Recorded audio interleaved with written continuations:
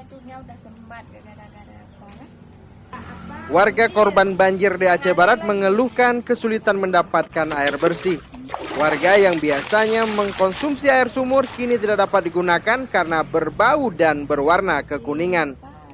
Di Desa Peribu, Kecamatan Arongan, warga mulai membersihkan rumah mereka pasca banjir yang melanda wilayah itu.